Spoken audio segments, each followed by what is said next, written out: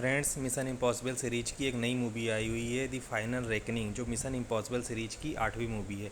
आज हम इस मूवी की कुछ खास बातें आपको बताएंगे, जिसकी वजह से आपको पता चलेगा ये मूवी आपको देखनी चाहिए या नहीं। फ्रेंड्स, इस मूवी को देखने से पहले मैं चाहूँगा कि आप ज़रूर इस मूवी की कुछ कहानी को मेरे माध्यम से सुने, जिससे आप रिकॉग्नाइज कर पाएंगे कि मूवी को देखना चाहिए नहीं, या और ये मूवी कितनी इंटरेस्टिंग है। फ्रेंड्स, मिशन इम्पॉसिबल सीरीज़ की शुरुआत 1996 में होती है, जब मिशन इम्पॉसिबल सीरीज़ की पहली मूवी आती है, और आज ये 8वीं मूवी आ चुकी है। इसमें टॉम क्रूज, जो कि ईथन हंट के नाम से कैरेक्टर के रूप में है, मूवी में मेन हीरो के रूप में ये है। और ये जो 8वीं मूवी आई है मिशन इम्पॉसिबल सीरीज की, इसमें जो मेन विलेन हैं उसका नाम है द एंटिटी, जो कि एक आर्टिफिशियल इंटेलिजेंस है, जो कि बहुत ही ख़तरनाक रोल अदा करता है। वो उसका मेन मकसद है कि पूरी दुनिया को समाप्त करना, और इसके लिए वो पूरी दुनिया में जितने भी न्यूक्लियर बम हैं वो उसको इस्तेमाल करना चाहता है। उन सबको हैक करके और उन बम का इस्तेमाल करके पूरी दुनिया को समाप्त करके एक नई दुनिया की स्थापना करना चाहता है।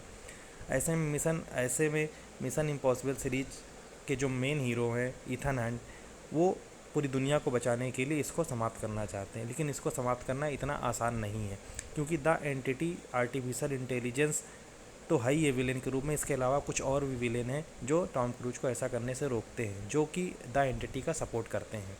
और द एंटिटी को समाप्त करने के लिए एक सोर्स कोड की ज़रूरत होती है, जो कि एक रूसी पनडुब्बी में है, जिसका नाम सेवस्तोपोल है।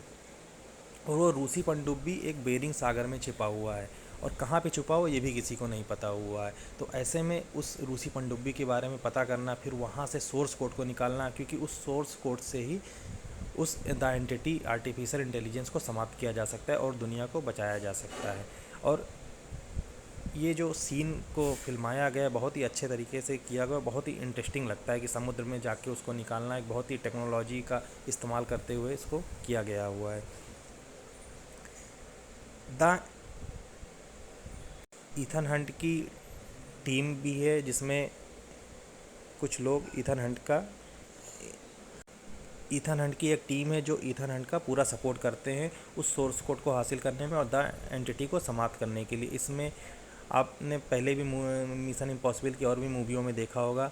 एक है हैकर लूथर स्टिकेल, जिनका ओरिजिनल नाम विंग्स रैम्स है, और एक है टेक एक्सपर्ट है बेंजी डन, जिसका नाम है साइमन पेग। और इसके अलावा और भी कुछ लोग हैं जो ईथन हंट की पूरी हेल्प करते हैं। ईथन हंट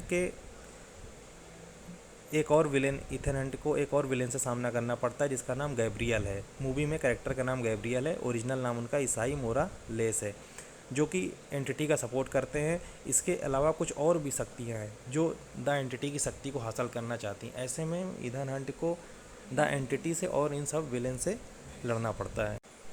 अमेरिकी राष्ट्रपति एरिका स्लोआन, इनका ओरिजिनल नाम एंजेला बैसेट है, ईथन से चाबी सौंपने की मांग करती हैं। वो चाबी की ज़रूरत पड़ती है उस पनडुब्बी को खोलने के लिए और सोर्स कोड को हासिल करने के लिए, लेकिन उसे एक भगोड़ा एजेंट भी मानती हैं।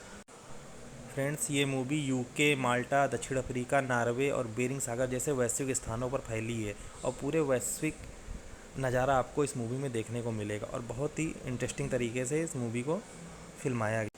इसमें ईथन हंट के आपको बहुत ही ख़तरनाक स्टंट भी देखने को मिलेंगे, जैसे 10,000 फीट की ऊंचाई पर बाई प्लेन से लटकना, और सेवस्तोपोल, जो कि पनडुब्बी है, कि पानी के नीचे के मलबे में नेविगेट कर।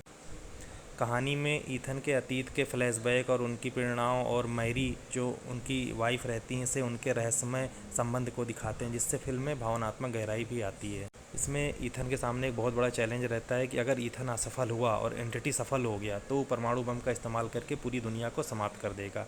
ऐसे में ईथन को किसी न किसी तरीके से उस एंटिटी को समाप्त करना है, जिसके लिए सोर्स कोड को हासिल करना है और दुनिया को बचाना है। तो इस तरीके से दोस्तों इस पूरी पिक्चर को बनाया गया है, और इसकी स्टोरी बहुत ही मज़ेदार है। जितना सुनने में आपको अच्छा लगेगा, उससे भी कहीं ज़्यादा आपको देखने में अच्छा लगेगा। तो मुझे तो ये मूवी बहुत पसंद आई। अब आप लोग बताइएगा मूवी आपको कैसी।